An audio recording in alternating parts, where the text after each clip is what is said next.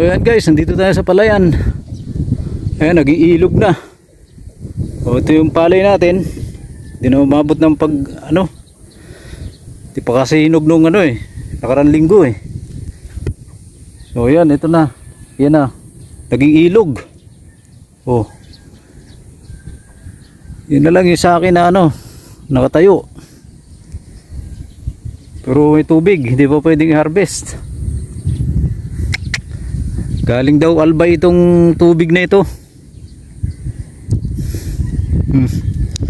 Ngayon mainit na, sana nga bukas uminit pa rin para bumaba na yung tubig. Para mapa-harvester na itong palay. Kaysa naman walang pang makakuha. Yes, mabuting agapan na. Di pa kasi hinog nung nakaraan Oh. Hanggang mula doon guys Kasi doon ilog na yun doon.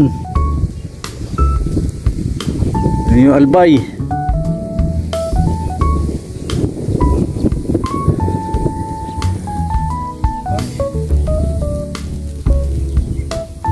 Guys, thank you for watching.